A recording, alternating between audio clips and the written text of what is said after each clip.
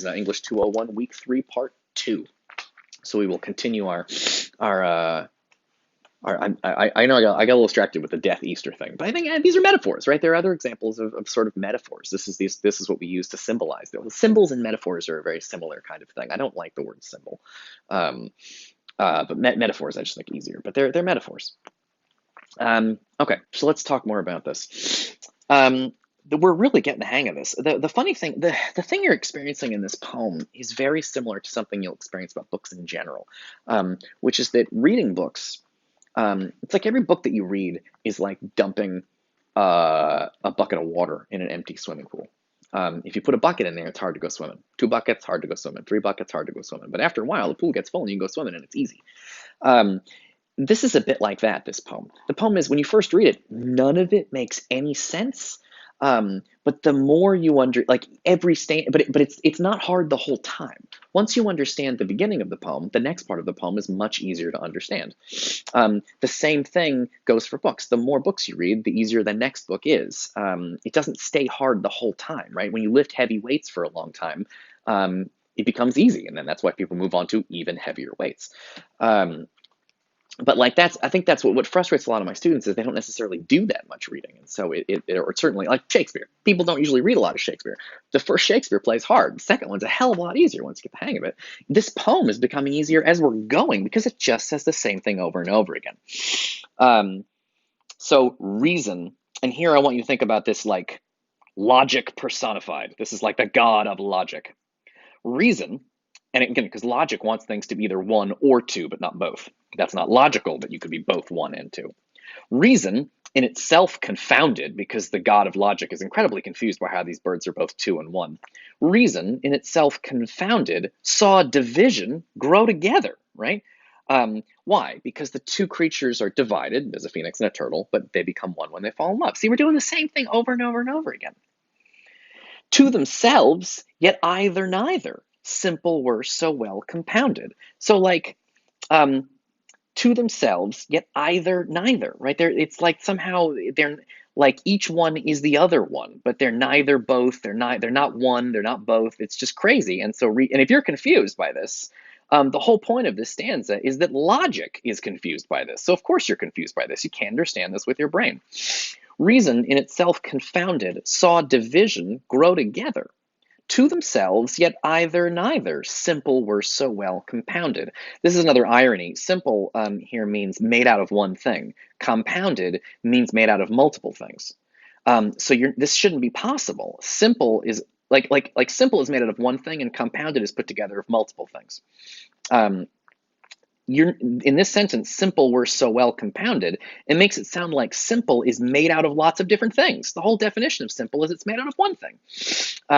So again, reason is very confused. You are also confused. This whole concept of being 1 and 2 at the same time is confusing because, and here we're getting to theme, the idea of the poem, love is irrational.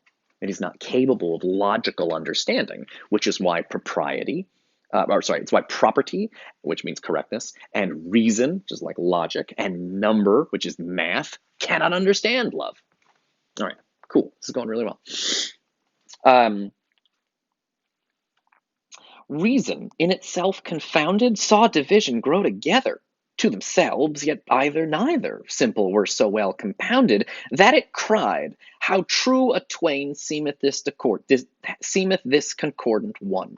So logic here is so confused, but also these two birds are so perfect that it's starting to realize that these birds are amazing. So the logic sort of cries out. It's sort of this is a speech, a little dialogue from logic, reason. How true a twain, that's 2, seemeth this concordant one. Concordant is like put together. So somehow 1 plus 1 equals 1. Love hath reason, reason none, if what parts can so remain. So that reason cannot understand love. But I guess love has its own kind of reason, its own kind of system. And that if reason can't explain love, it's worthless. If what parts can so remain, because the two creatures can go their separate ways but remain one. So the god of logic is so impressed with the love of these two birds, which is so much more complicated than mathematics could explain. that the reason, the god of logic here, decides to like give its own speech. Whereupon it made this threne. A threne is like a sad poem, and that's right here. Threnos is another conjunction of that. Conjunction? That's not the right word. Anyway, threne and threnos mean the same thing. It's a sad poem.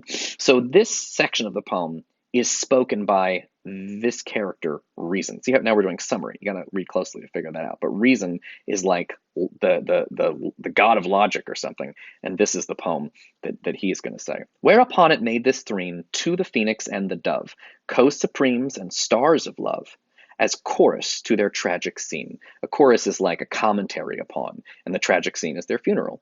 So basically this whole, and that ends the middle section of the poem, right? The first section of the poem was all the birds gathered for the funeral, and what birds get to go and what birds don't get to go and what are their jobs. And then in the second part of the poem, it's a eulogy at the funeral for these two dead birds, saying like they defy logic.